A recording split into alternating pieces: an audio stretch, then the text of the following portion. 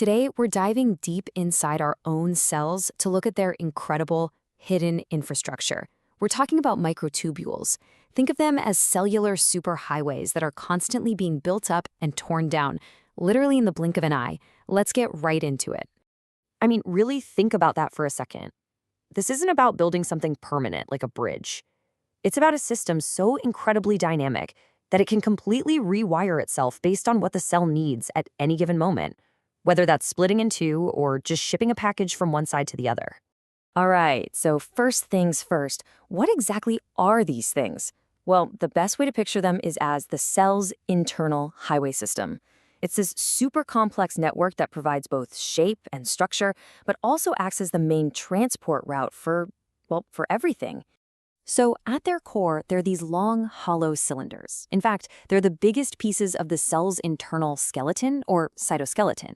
And right away, we run into this amazing paradox that we're going to keep coming back to.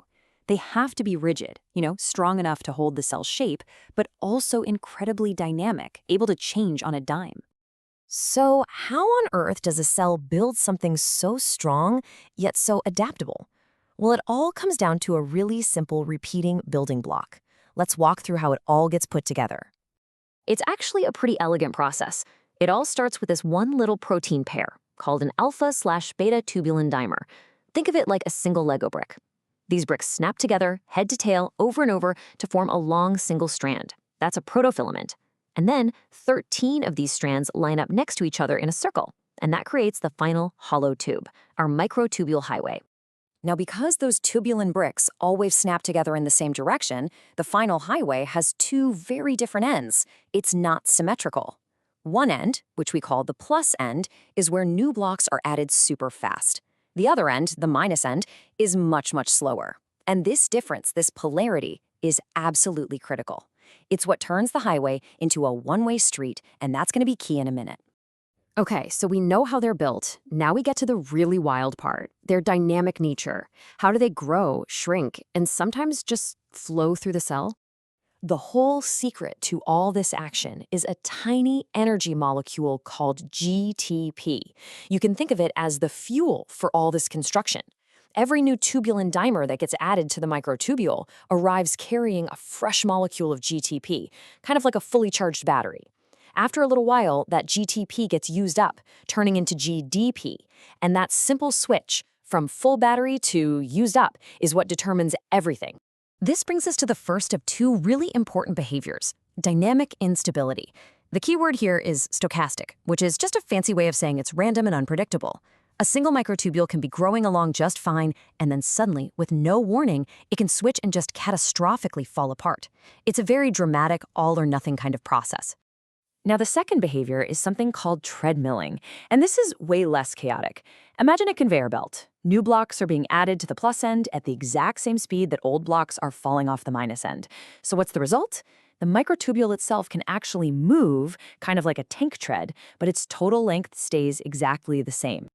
So there we have it. Two totally different ways for these highways to behave, both driven by that same GTP fuel. Let's put them head-to-head so we can really see what makes them so different. This gives us a great visual for what that catastrophe in dynamic instability actually looks like. See, as long as there's a cap of fresh GTP-powered tubulin at the very tip, the whole structure is stable. But if that cap gets used up before a new one is added, boom, all the tension in the structure is released at once, and the protofilaments just peel outwards like a banana. The whole thing just unravels in an instant. Okay, let's break this down. With dynamic instability, a single microtubule's length is all over the place, growing, then shrinking wildly. This is perfect for jobs like cell division, where microtubules have to rapidly search for chromosomes to grab onto. But with treadmilling, the length stays constant, creating a steady flow. They're just two different tools for two very different cellular jobs. So we've got these polar, one-way tracks, but how does anything actually move along them? Well, this is where the cell's delivery service comes in, the molecular motors. The cell has two main families of these little motor proteins that act like delivery trucks, kinesin and dynein. And this is exactly why that polarity we talked about is so important. Kinesins almost always walk towards the plus end, which usually means they're carrying stuff away from the center of the cell. Dyneins do the exact opposite. They walk towards the minus end, bringing cargo back in. They can literally read the track to know which way to go.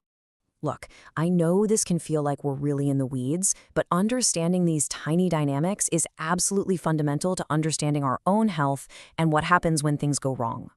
And just to put the sheer power of dynamic instability into perspective for you, that catastrophic shrinkage we mentioned, it can be up to 10 times faster than the growth rate.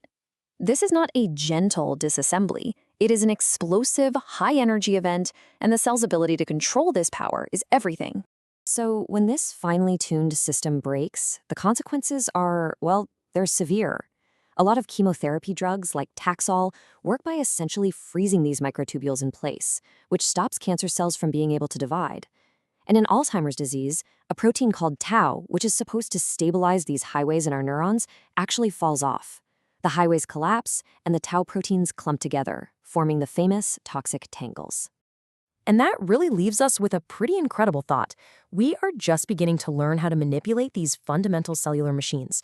From developing new ways to fight cancer to maybe one day figuring out how to repair nerve damage, the ability to control our own molecular highways, well, it opens up a whole new frontier for medicine.